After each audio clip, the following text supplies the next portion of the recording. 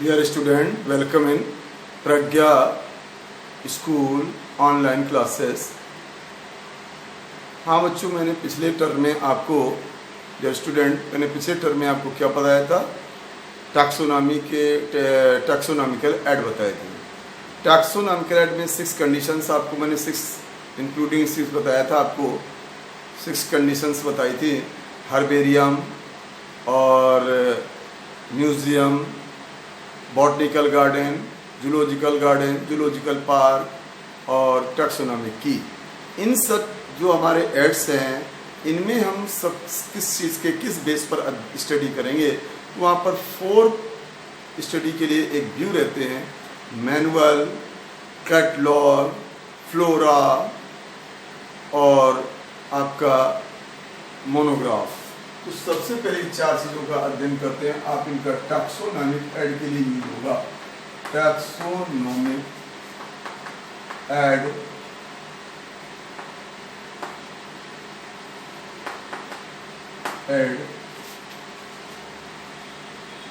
Based study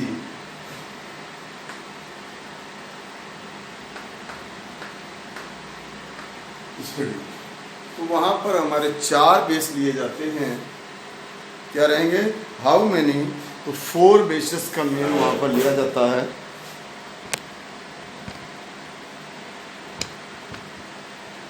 तो 4 basis रहते हैं। पहला मान लीजिए कुछ भी आप मैनुअल कहते नहीं, मैनुअल वर्क। तो मैनुअल का मतलब क्या होता है? It is a handy book. It is handy book which is describe या instructions for organism occurrence, habitat वही हो गया, occurrence, identification and classification। ये क्या होगा? It is a handy book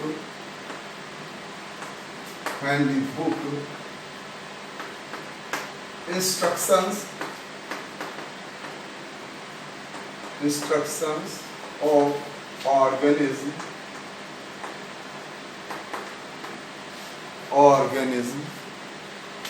occurrence मैंने कहाँ पर मिल रहा है, occurrence, identification and classification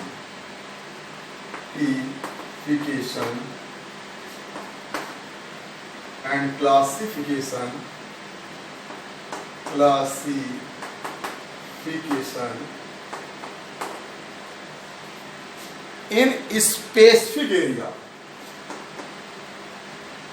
in specific area, region, particular part।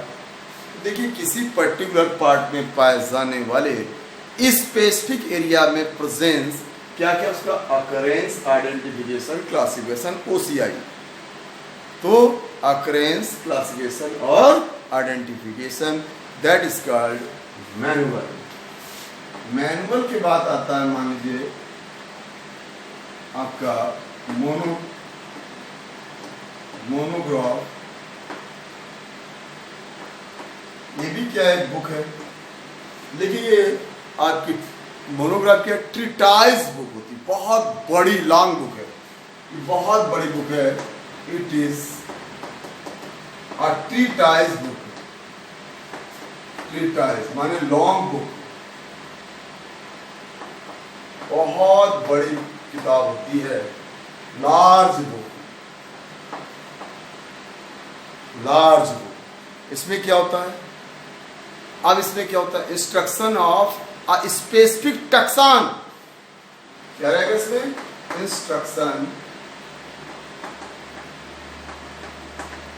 Of a taxon occur in particular area. किसी एरिया में पाए जाने वाले एक स्पेसिफिक टैक्सन का उसमें पूरा डिस्क्रिप्शन होता है, फुल डिस्क्रिप्शन। तो वो ऐसी बुक में जाएगा। जैसे टैक्सन का मतलब क्या आता है? किंगडम। ये टैक्सन हुआ। माने प्लांटी, प्लांटी का पूरा डिस्क्रिप्शन, या एनिमेलिया ये टक्सान हुआ। माने आपका फाइलम, जैसे अपना फाइलम क्या था, कॉर्डेटा, ये टक्सान है हमारा कॉर्डेटा। कॉर्डेटा क्या है, टक्सान। Chordata is a टक्सान। आपका ऐसे क्लास जैसे हमारा मेमेलिया, मेमेलिया इज द टक्सान।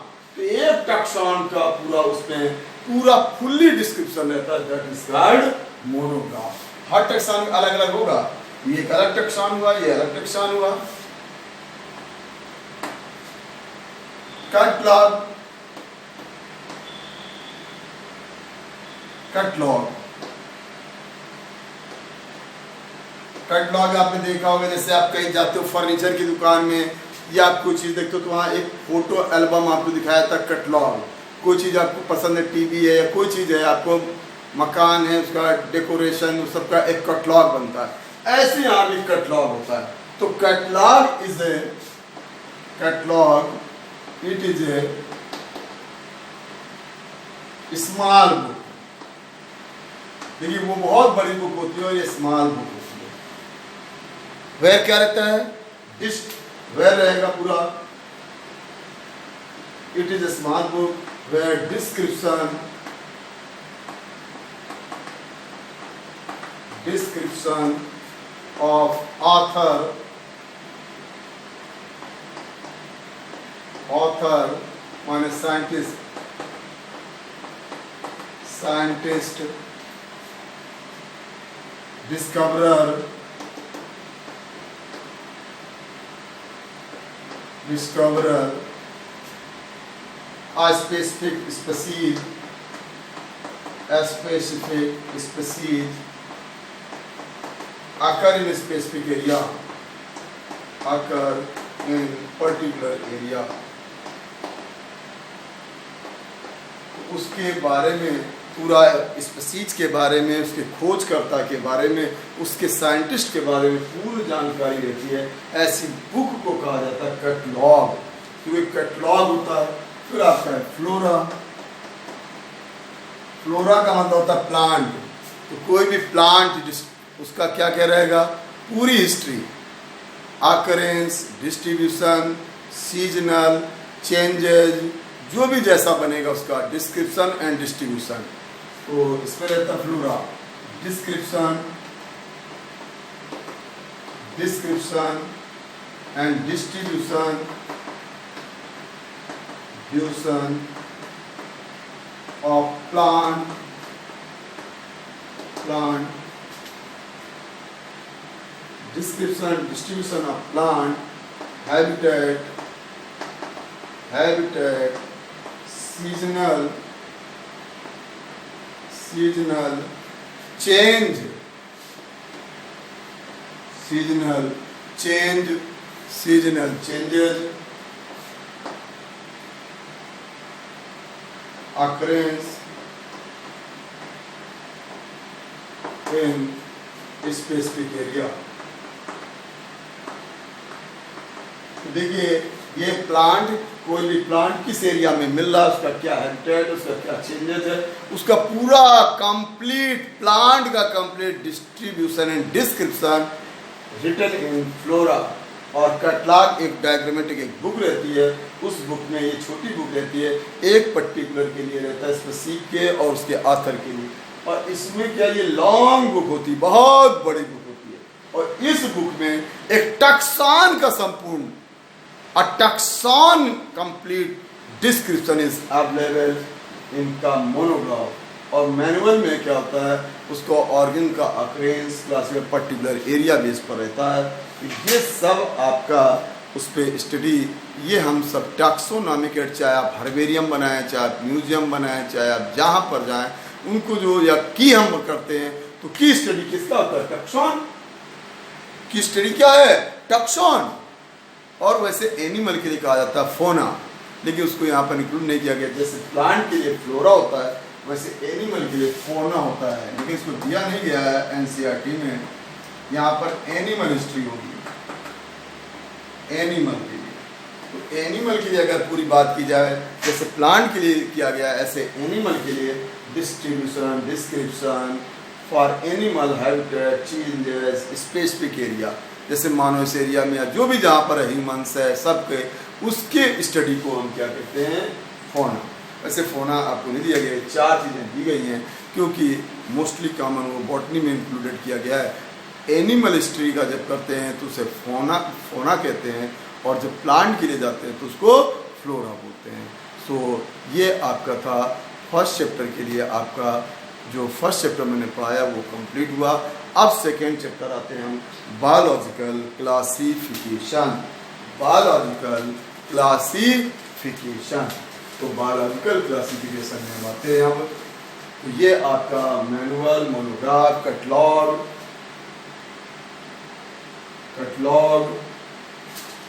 और आपका flora fauna, catalogue flora fauna.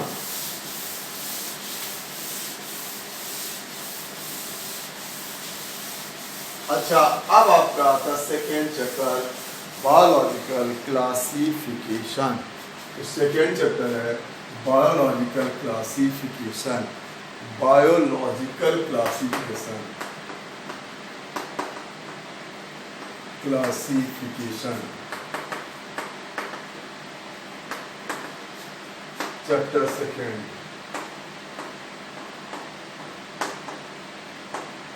Second chapter है आपका ये बायोलॉजिकल क्लासिफिकेशन। अब आपका स्टार्ट होता है। देखिए, क्लासिफिकेशन में आपको पीछे बताया था क्लासिफिकेशन का मीन्स क्या होता है, क्लासिफिकेशन का मतलब क्या होता है।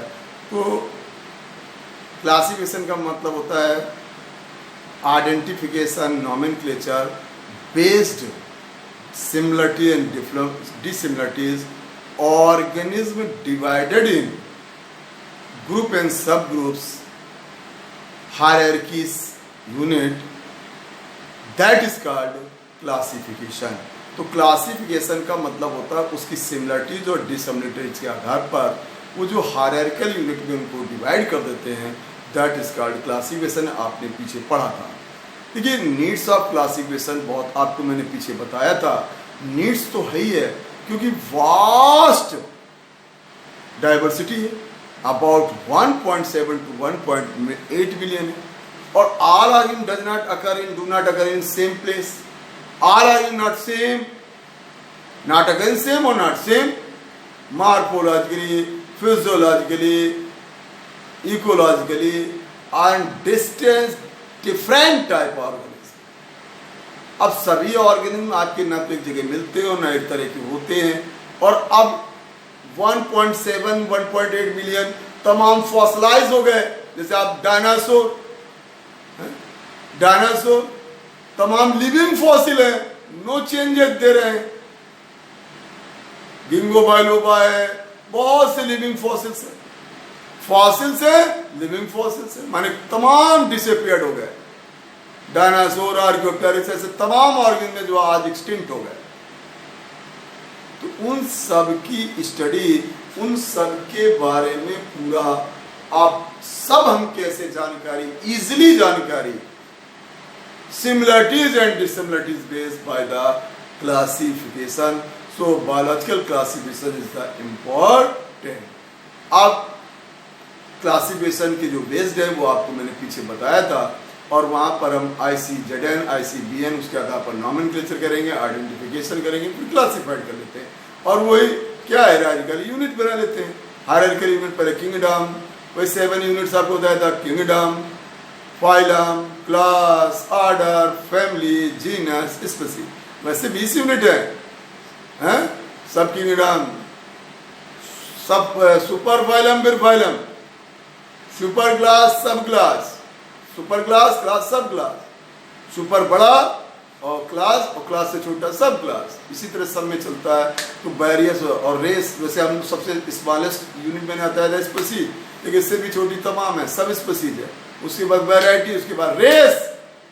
तो ऐसा नहीं है, और किंगडम से बड़ा भी माना गया डोमेन को, तो ऐसा नहीं है। बट लेकिन जो आप पढ़ते हैं हमारी हायरार्की में लार्जेस्ट यूनिट जो है वो किंगडम है, स्मॉलेस्ट है स्पीसीज। अब उन सब आधार पर किसके आधार पर सब डिवाइड किया जाता है? Similarities and dissimilarities. Similar organism को उसी में रखते हैं और जैसे डिसिमिलर होता है तो उसको डिफरेंट उसमें कर देते हैं। तो अब आपको उसके आधार पर डिवाइड किया गया। अब हम क्लासिफिकेशन का कितने मेथड लिए गए तो देखिए क्लासिफिकेशन के आपको अगर हम बायोलॉजिकल क्लासिफिकेशन करते हैं तो उसके दो मेथड लेते हैं हम बायोलॉजिकल क्लासिफिकेशन के दो मेथड लेते हैं, एम्पिरिकल और रेशनल। एम्पिरिकल और रेशनल। एम्पिरिकल का मतलब है नॉन लॉजिकल, एम्पिरिकल का मतलब नॉन लॉजिकल, इसमें लॉजिक नहीं होता है, उसका मतलब not attention the basic concept के आधार पर नहीं, जनरल डिवाइड कर दिया जाता है तो वो कहलाता है एम्पिरिकल। तो एम्पिरिकल बहुत जब स्टार्ट हुआ था हमारा ऑर्गेनिज्म वहाँ से थोड़ा सा एम्पिरिकल पहले चला, लेकिन फिर बाद में रेशनल का मतलब है लॉजिकल। जहाँ लॉजिकल चलता है माने कैरेक्टराइजेशन बेस चलता है वो हो जाता है लॉजिकल, तो वो हो जाता है लॉजिक, और लॉजिकल को हम कहते हैं रेशनल। अब रेशनल में भी हमारा जो हुआ, रेशनल में भी हमने कई टाइप से किया। रेशनल जो क्लासिफिकेशन है उसको हमने कई टाइप में किया। एक आर्टिफिशियल, एक तो हमने सिर्फ उसका इकोनॉमिकल एक लिया, इकोनॉमिकल, फिर आर्टिफिशियल, वैसे एनसीईआरटी में ना ये दिया गया ना ये दिया गया ना वो दिया, सीधे आर्टिफिशियल दिया गया है। एनसीईआरटी की हम बात करते हैं, इसमें आर्टिफिशियल और नेचुरल, फाइलोजेनेटिक और एक आपका फिनेटिक। ये आपके 4 मेथड बताए गए, सीधे डायरेक्टली बताया जाता है, मतलब ये दिया नहीं गया, ये भी नहीं दिया गया, सीधे बताया गया artificial, natural, phylogenetic and phenetic. लेकिन वैसे अगर हम देखें तो एम्पिरिकल का मतलब होता है बिल्कुल ओल्डेस्ट, एंशिएंट, जिसमें कोई लॉजिकल नहीं रहेगा, कोई बेस्ड नहीं रहता, वो होता है एम्पिरिकल, जिसमें लॉजिकल चलता है। अब इकोनॉमिक सिर्फ उसकी इकोनॉमिक देखा जाता है, उस ऑर्गन का इकोनॉमिक। मान लीजिए हम प्लांट के लिए कर रहे हैं तो प्लांट में देखिए कुछ होते हैं ऑयली प्लांट, कुछ आपके मेडिसिनल प्लांट, कुछ आपके वुडी प्लांट, फर्नीचर प्लांट, कुछ आपके बेवरेज प्लांट, तो सब वो वहाँ पर ले लिया जाता है। उस मेथड को कहा जाता है इकोनॉमिकल, माने उससे हमें क्या इकोनॉमी मिल रही है। इकोनॉमी मतलब उससे क्या इम्पोर्टेंस है, क्या हम उससे गेन कर रहे हैं, वो बेस लिया जाता है, तो उसको कहते हैं इकोनॉमिकल। एनसीईआरटी में दिया नहीं गया, लेकिन मैंने आपको बताया आपको किया जा सकता है इकोनॉमिकल, लेकिन यहाँ से दिया गया है आर्टिफिशियल, माने बेस्ड इन सिंगल 1 और 2 कैरेक्टर।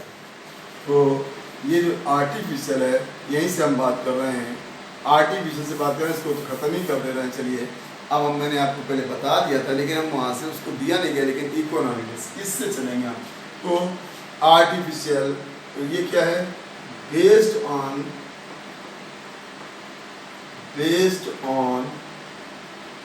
1 और 2 morphological character,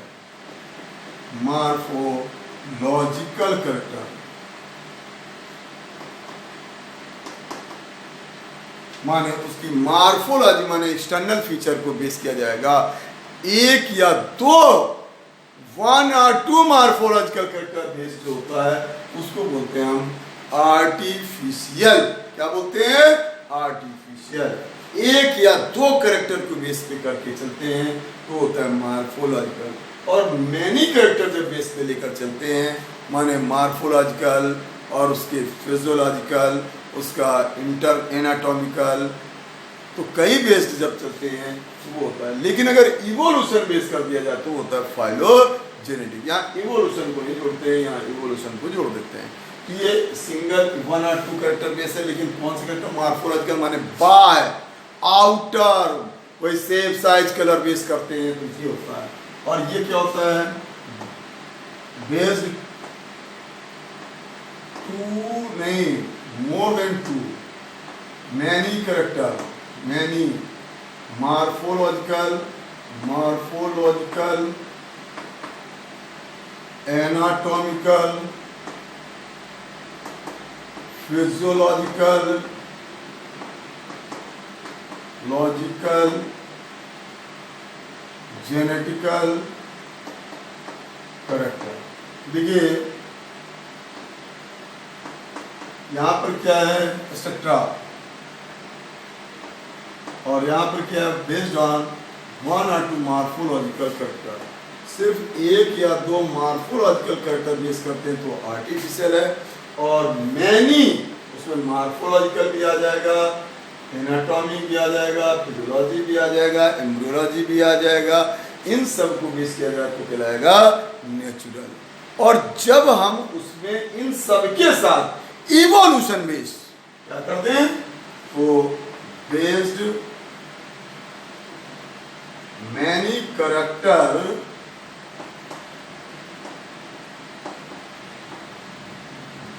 along with evolution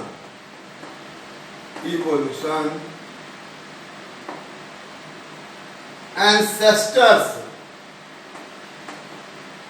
and fossils base.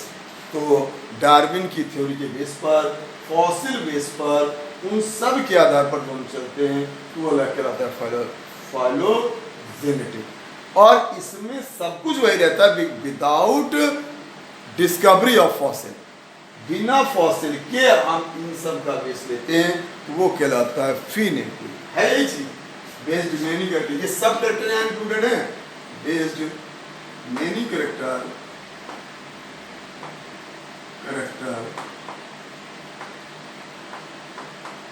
without discovery of fossil, but included evolution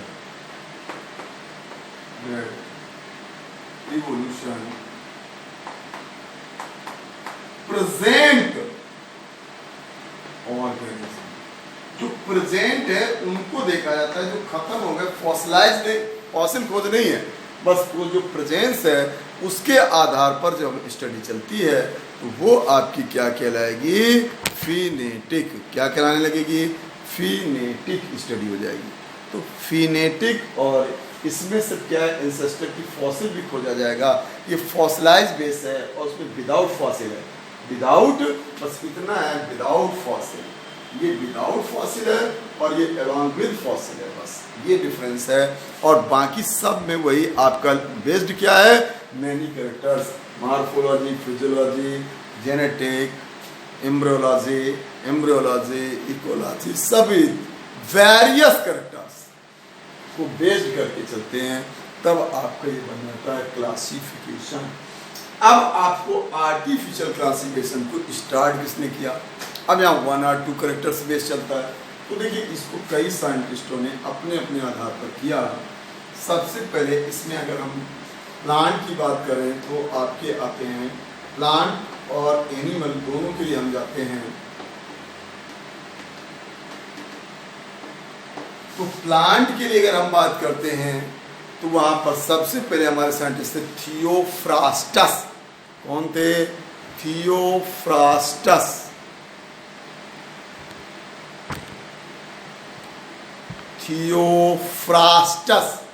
तो थियोफ्रास्टस जिनको हम क्या कहते हैं, फादर ऑफ बॉटनी, आपको मैंने बताया था। थियोफ्रास्टस ने सबसे पहले इसको किया था, थियोफ्रास्टस।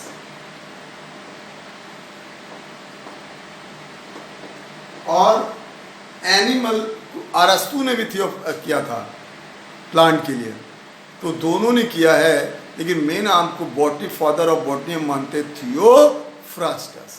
तो थियोफ्रास्टस ने इसको किया था, और एनिमल का फादर मानते हैं अरस्तु को।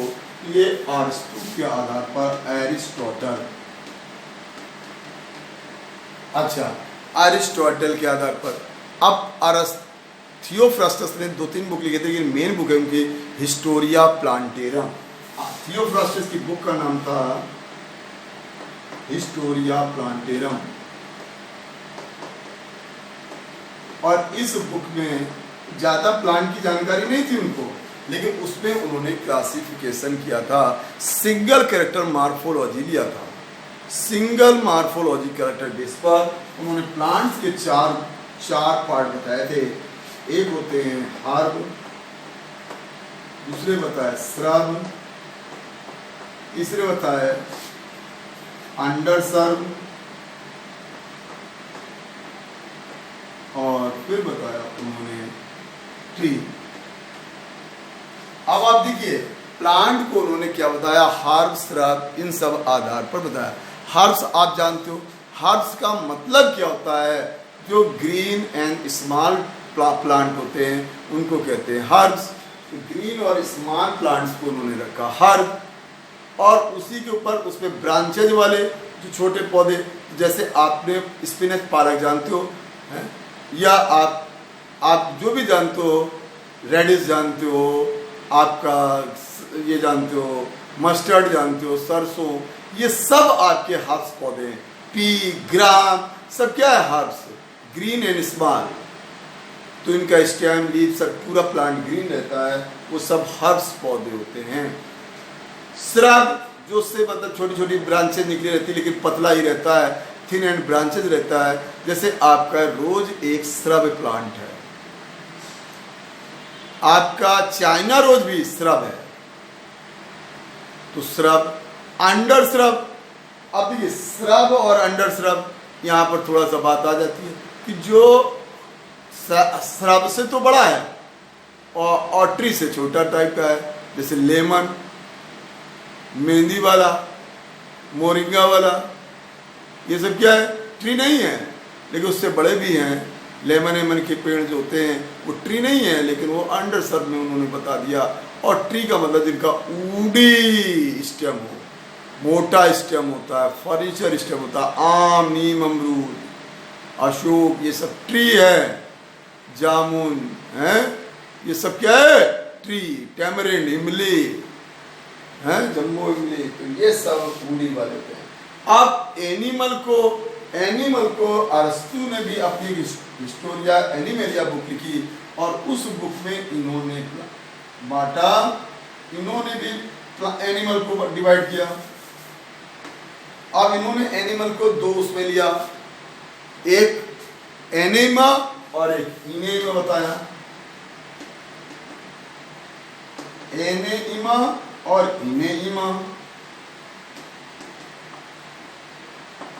आप देखिए बात को समझिए, एनेइमा मतलब रेड ब्लड लेस, माने जिनके पास रेड ब्लड नहीं होता है वो होते हैं एनेइमा, और जिनके पास रेड ब्लड होता है दैट आर द इनेइमा।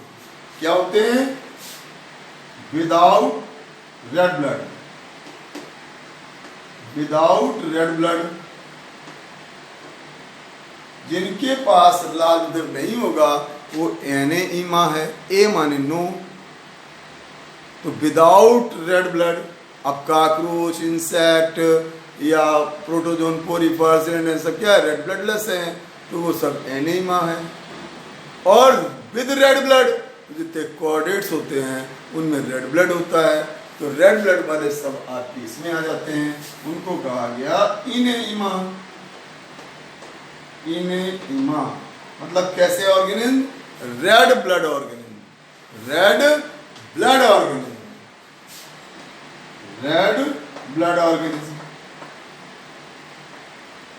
जिनके पास लाल रुधिर है वो इसमें आ जाएंगे, और जिनके पास लाल रुधिर नहीं है वो आपके उसमें चले गए।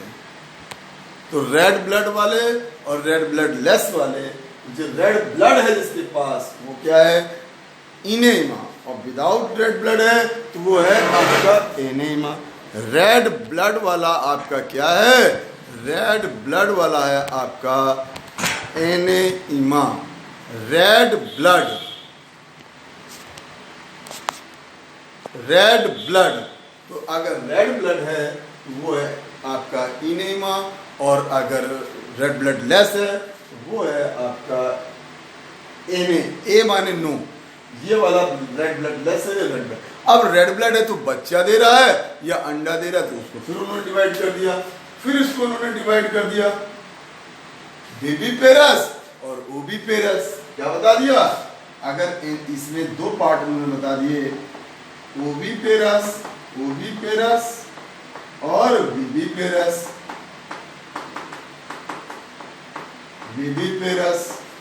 ओबी पेरस और बीबी पेरस।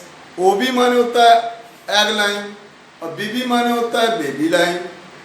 तो ओबी पेरस का मतलब होता है कैसा, एग लाइन, माने जो अंडे देते हैं वो सब इसमें आते हैं, एग लाइन ऑर्गेनिज्म,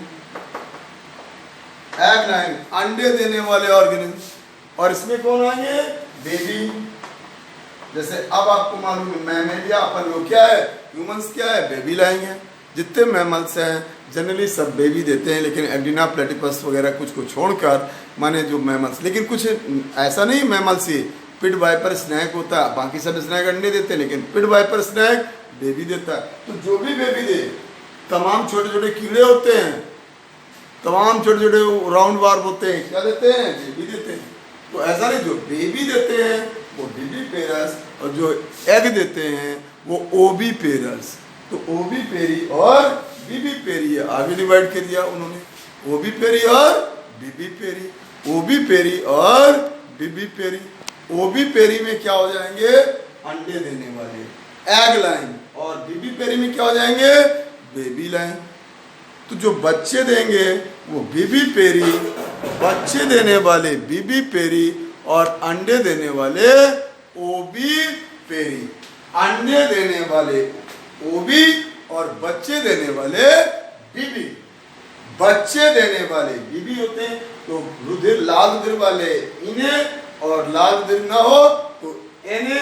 अब इस तरह उन्होंने डिवाइड कर दिया। ये सब सिंपल था, एक कैरेक्टर लिया उन्होंने कि लाल रुधिर है या नहीं है ऐसे। अब यहाँ पर देखिए, ये तो मेन थियोप्रेस्टन ने किया और इसको आगे बढ़ाया, जिन्हें हम कहते हैं फादर ऑफ टैक्सोनॉमी। कौन है हमारे, लिनियस। उन्होंने भी प्लांट क्लासिफिकेशन कैसा किया, आर्टिफिशियल एक कैरेक्टर उन्होंने लिया, सिर्फ नंबर ऑफ स्टेमेन। लिनियस का जो क्लासिफिकेशन है प्लांट के लिए, लिनियस का क्लासिफिकेशन वो भी है बेस्ड नंबर ऑफ स्टेमेन, सिर्फ स्टेमेन की संख्या का आधार किया था, based on stamen number. Linnaeus की बुक आपको मैंने बताई थी, 3 बुकें उन्होंने लिखी हैं। कौन कौन सी, स्पीशीज प्लांट एंड फिलॉसफी बॉटनिका और सिस्टेमा नेचुरी। उसका 10th एडिशन मेन टैक्सोनॉमी को स्पैन करता है, 10th एडिशन पे उन्होंने सब। तो वो जो था लीनियस का क्लासिफिकेशन जो प्लांट के लिए हुआ, वो आपका क्या था, सिंगल कैरेक्टर लिया था उन्होंने, नंबर ऑफ स्टेमेन। मार्फोलॉजी नहीं, उसको नंबर ऑफ स्टेमेन कर लिया था। अब नंबर ऑफ स्टेमेन के आधार पर उन्होंने 24 क्लास बताए थे, 24 क्लास। एक अगर स्टेमेन है तो मोनोएंड्रिया, 2 है तो डायएंड्रिया, 3 है तो ट्राई, 4 है टेट्रा, पेंटा, हेक्सा, हेप्टा, हेक्ट, ऐसे करते करते 20 तक गए। आई ने को सैंड्रिया कहा। मोनोकॉट डाइकॉट करने के बाद ये उन्होंने 23 जो बनाए थे वो फ्लावरिंग के लिए, और जो 24वां था उस पर नॉन फ्लावरिंग सबको कर दिया, माने थैलोफाइटा, ब्रायोफाइटा, इस तरह वहाँ पर माने स्टेमेन होते ही नहीं, स्टेमेन नहीं होते हैं, अदर चीज़ें होती हैं। तो इस तरह से इनका था 24 फैमिलीज बताई थी इन्होंने, जिसमें 23 फैमिली थी एंजियोस्पर्म के लिए, एंजियो, और बाकी एक 24वीं जो थी 24 थी उसमें सब अदर थे। जिसमें फ्लावर नहीं था उन सबको उन्होंने अदर कर दिया। स्टेमेन नहीं था, स्टेमेन की जगह कोई अदर स्ट्रक्चर होता था, मेल माने जो भी रिप्रोडक्टिव ऑर्गन रहता था उसी बेस पर। लेकिन स्टेमेन अगर 1 है, 2 है, 3 है, 4 है, 5 है, मोनोएंड्रिया, डायएंड्रिया, ट्राइएंड्रिया, टेट्रा, 1 2 3 4 ऐसे 20 तक आइनाकोसैंड्रिया बोला था उन्होंने। तो ये आपका जो आपका लीनियस क्लासिफिकेशन है वो भी क्या है, आपका आर्टिफिशियल है प्लांट के लिए, because based on single character, और जब 1 और 2 करेक्टर है तो वो है, और जब 2 से ज़्यादा करेक्टर हो जाए तब नेचुरल है।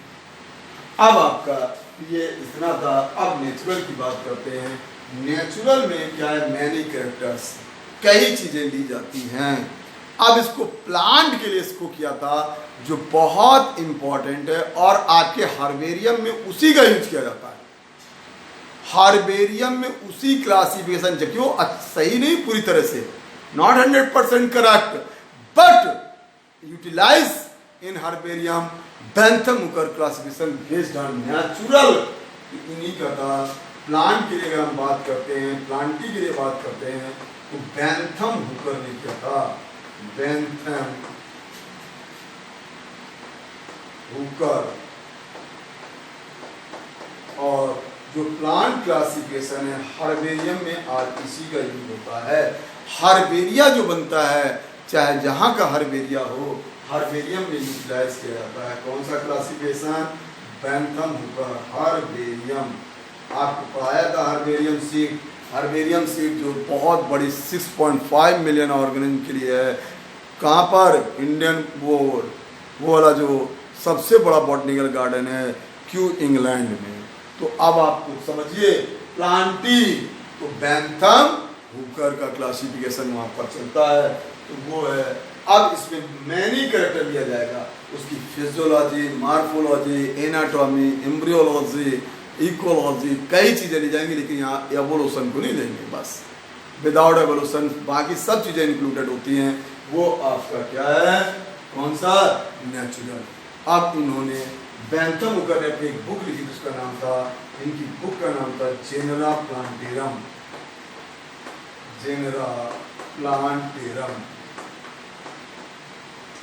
स्पीशीज प्लांटेरम लीनियस की थी, और जेनरा प्लांटेरम किसकी थी, बेंथम हुकर की थी।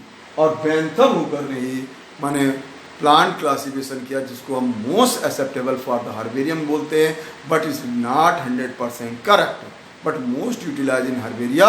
कौन सा करेक्ट माना जाता है, बेंथम हुकर। और कौन सा ये, नेचुरल है, ये नेचुरल है। तो नेचुरल व्यू है इसमें। अब आपको इन्होंने कितने बनाए थे, 202 फैमिली। इन्होंने सिर्फ क्या बताई थी, प्लांट की सिर्फ 24 फैमिली बताई थी, और इन्होंने 202 फैमिली बताई थी। सैड ये 202 फैमिलीज, इन्होंने 202 फैमिली बताई थी, और उसमें उन्होंने 3 पार्ट किए थे, डाइकोटिलेडॉन्स, और जिम्नोस्पर्म, और मोनोकोटिलेडॉन्स।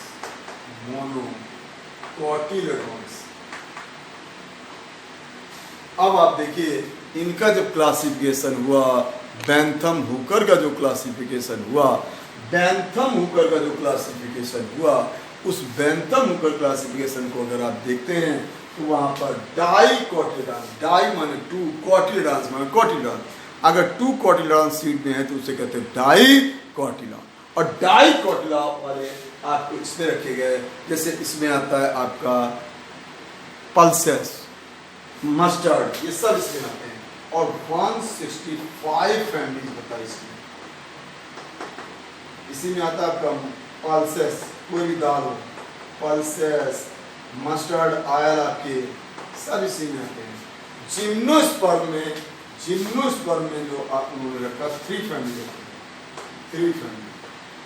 और इसमें रखी उन्होंने 34 फैमिली। व्हीट राइस में इसमें आते हैं, व्हीट राइस में सब इसमें आते हैं, व्हीट राइस, मेज, शुगर केन, वो सब इसमें आते हैं। अब आप देखिए जिम्नोस्पर्म में आता है साइकस पाइनस, साइकस वगैरह आते हैं, साइकस पाइनस, ये नाम से सुनिए, ये एग्जाम्पल मैंने बताया, इसमें 165 फैमिली रखी, इसमें 3 फैमिली रखी और इसमें 34 फैमिली रखी। अब आप देखिए 202 फैमिली उन्होंने बताई, 202 फैमिली उन्होंने बताई। फिर बाद में 119 की वो फिर बढ़ाया गया 204, लेकिन वो इस तरह से बढ़ता चला जाता है। लेकिन उन्होंने टोटल इतनी फैमिली बताई थी, तो 202 फैमिली। लेकिन मैनी कैरेक्टर बेस है ये, मार्फोलॉजिकल, एनाटॉमिकल, मार्फोलॉजी में भी कई चीज़ें ले सकते थे, उसका पूरा लंबाई चौड़ाई मोटाई और सब रंग रूप आकर कई चीज़ों को लेकर तो ये। लेकिन अब यहाँ पर एक अगर हम इसको फाइलोजेनेटिक चले जाए इवोल्यूशन बेस पर, तो that is wrong, because gymnosperm is the primitive than dicotyledons. और इन्होंने क्या रखा, जिम्नोस्पर्म को डाइकोटो मोनोकॉट के बीच में रखा। जिम्नोस्पर्म को कहाँ रखा, डाइकोटो मोनोकॉट के बीच में, जबकि जिम्नो पहले आता है, फिर डाई आता है, फिर मोनो आता है। तो ये यहाँ पर उनकी मिस्टेक थी। बट लेकिन most acceptable for the herbaria, या हर्बेरिया में जो यूज किया जाता है वो मोस्ट एक्सेप्टेबल यही वाला है। कौन सा, बेंथम हुकर क्लासिफिकेशन। और मैनी कैरेक्टर बेस्ड है, एक कैरेक्टर बेस नहीं है, ये एक या दो कैरेक्टर बेस है, 1 और 2 कैरेक्टर है, और ये मैनी कैरेक्टर बेस्ड। फिर इसके बाद अगर हम यहीं पर एनिमेलिया के लिए बात करें, एनिमल्स के लिए बात करें, तो यहां पर लीनियस कहा जाता है। लीनियस, प्लांटो, सब कई साइंटिस्टों ने जो क्लासिफिकेशन किया उसको, एनिमल को, फिर उसके कई बेस्ड को, कई चीज़ों को लेकर अध्ययन किया। तो अब आपका लीनियस क्लासिफिकेशन अमेरिकन जैसे पूछते हैं बेस्ड ऑन, तो वैसे लीनियस केवल कहा जाए तो वो नेचुरल है, लेकिन Linnaeus classification for the plant वो है आर्टिफिशियल। फॉर द प्लांट शब्द लगा दिया जाए। देखिए एडवांस टेक्नोलॉजी को यूज लेते हैं, तो एडवांस टेक्नोलॉजी में उनका क्लासिफिकेशन क्या है, नेचुरल। तो लेकिन वो एनिमल को क्लासिफाइड उन्होंने इस आधार पर किया। प्लांट तो सिंगल एक कैरेक्टर बेस पे किया था, मार्फोलॉजिकल कैरेक्टर तो नहीं था, वो उसका एक कैरेक्टर लिया था, नंबर ऑफ स्टामेन को लिया था। तो ये है कि दोनों में आते हैं। अगर प्लांट के लिए लगा दिया जाए तो आपका हो जाता है आर्टिफिशियल, लेकिन अगर कहा जाए classification of Linnaeus based on, तो आप नेचुरल में जाएंगे, क्योंकि तब हम एडवांस वाले को प्रेफर करेंगे। इन दोनों में किया है, आर्टिफिशियल और नेचुरल। प्लांट के लिए उन्होंने आर्टिफिशियल किया, एनिमल के लिए उन्होंने नेचुरल किया। तो इस तरह से आपको दोनों में लेते हैं हम, ये हमारा कहलाता है लीनियस। और लीनियस को मानते हैं फादर ऑफ टैक्सोनॉमी, लीनियस को ये मानते हैं क्या, फादर ऑफ बायोनोमेनक्लेचर, क्लासिफिकेशन, सब फादर आपके। तो मेन चीज ये है। और टैक्सोनॉमिक टर्म आपको दिया था एपीडी कैंडोले ने दिया था। तो इस तरह से हम क्लासिफिकेशन करते हैं, और ये आपका पूरा आज का था। अब आपका अगला बताऊंगा फाइलोजेनेटिक और फिनेटिक, वो आपको नेक्स्ट टाइम में बताऊंगा। बोर्ड भी भर गया है और आपको अच्छा रहेगा, वो नेक्स्ट टाइम में बताऊंगा। इतना आप समझिए। तो देखिए, अगर फिर से एक बार मैं रिवाइज कर रहा हूँ, मेरी बात को सुनिएगा। कहीं कहीं हो सकता है बोर्ड ना दिख रहा हो, तो आप उसको जूम करके इधर उधर घुमाएंगे तो आपको दिखने लगेगा। तो आप समझिए। अब आपका देखिए इंपिरिकल और रेशनल। तो इंपिरिकल का मतलब है कि वो non logic, know attend the characters, वहाँ पर एक ऐसे नॉर्मल बेस पे कर देते हैं, यहाँ मिलता वहाँ मिलता, हैबिटेट को या कुछ भी लेकर क्लासिफाइड कर दिया गया, वो कहलाता है इंपिरिकल। ये बहुत ओल्ड एज की बात हुई।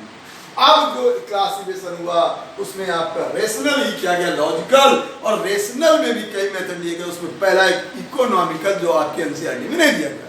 इकोनॉमिकल का मतलब है हम उससे कौन सी इकोनॉमी मिलती है। अब प्लांट तो ये बताया मैंने, जैसे कुछ ऑयली प्लांट होते हैं, कुछ स्पाइसी प्लांट होते हैं, कुछ मेडिसिनल प्लांट। एनिमल भी इसी तरह होते हैं, फूड एनिमल होते हैं, फिशेरी, पिगेरी, और ऑयल भी निकाला जाता है। घी कहाँ से निकलता है? एनिमल से।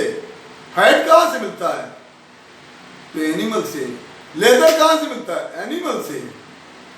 तो ये चीज ऐसा है, एनिमल भी होता है आपका, पर्ल है? तो ये ऐसा नहीं है मोती आपकी एनिमल से निकलता है। तो बहुत सी सब उस हिसाब से क्लासिफाइड किया गया है। और अब वही चीज फिर उसके बाद उन्होंने आर्टिफिशियल, नेचुरल और बायोलॉजी, यही आपके चारों दिए गए एनसीईआरटी में। आर्टिफिशियल में बेस्ड ऑन 1 और 2, बस 1 ही कैरेक्टर मेन माना जाता है। लेकिन अब उसको थियोफ्रस्टस ने प्लांट के लिए किया, लीनियस ने भी प्लांट के लिए किया। लीनियस का क्लासिफिकेशन सिर्फ एक चीज पर बेस्ड था, और वो क्या था? Number of stamen. तो उसको उन्होंने बताया जिसमें स्टैमेन और ये तो वही हर्ब्स और ट्री वगैरह बताया। और एनिमल के लिए क्या, अरस्तु जिन्हें हमें फादर ऑफ क्या कहते हैं, जूलॉजी और बायोलॉजी कहते हैं, उन्होंने किया था एनेमा, इनेमा, ब्लड वाले और ब्लड लाल ब्लड वाले और बिना लाल ब्लड वाले, आरबीसी माने विदाउट रेड ब्लड और with red blood, with red blood इने है और विदाउट एने है, ए माने विदाउट। अच्छा, अब फिर जो इने है उसको फिर दिया बेबी और ओबी, अंडा दे रहा है या बच्चा दे रहा है, अंडा देता है तो ओबी है और बच्चा देता है तो बीबी है। बीबी माने बेबी लाइन और ओबी माने ओवा, ओवा माने एग। अच्छा, और फिर इसके बाद जो आपका नेचुरल है वो मैनी कैरेक्टर बेस्ड है, बट लेकिन वहां पर फॉसिल इवोल्यूशन नहीं किया जाएगा, तो वो आपका हो जाता है। अब उसको भी कई आधार पर प्लांट के लिए मेन किया बेंथम हुकर ने, उन्होंने एक पुस्तक भी लिखी, बुक लिखी, ट्रीटाइज बुक थी जेनरा प्लांटेरम, और स्पीसीज प्लांटेरम किसकी है?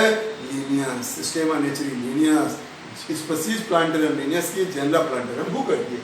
हुकर में 202 फैमिलीज थी, और ये हर्बेरिया में जो यूज किया जाता है क्लासिफिकेशन मोड वो कौन सा होता है? Bentham Hooker. उसमें उन्होंने 3 पार्ट बताए थे, डाइकोटियम, जिम्नस फॉर्म मोमेंट, कटलेडा, डाइकोट में 165 फैमिली रखी, जिम्नस फॉर्म में 3 और उसमें। लेकिन यहाँ पर एक मिस्टेक उनकी यही थी, क्या था? Gymnosperm is lower than dicotyledon, but he give the place gymnosperm between dicot and monocot. Dicot और मोनोकॉट के बीच में इसको प्लेसमेंट दिया है, जबकि ये लोअर होता है, ये हायर होता है। इसको पहले होना चाहिए, इसको बाद में, बस लेकिन ये इनका ड्रॉबैक था। इस तरह से कंप्लीट हो जाता है। ठीक, थैंक यू। और अब आपको अगले टर्म में बताऊंगा। ओके, तो आपको बराबर बोला हूँ, मेरा नंबर है 777 20 26 164। कोई भी प्रॉब्लम किसी भी टॉपिक में बायोलॉजी की आए, आप मेरे को कॉल करिए। मैं कुछ समय दोपहर में तो खाली रहता हूँ, 12 से 3 अभी फिलहाल, तो आप कॉल करिए। फिर नाइट में 7-8 बजे के बाद तो आपको या फिर मेरे व्हाट्सएप पे क्वेश्चन भेज दीजिए, जो भी प्रॉब्लम है उसको भेजिए, मैं आपको सॉर्ट आउट कर दूँगा। ठीक, ओके, थैंक यू।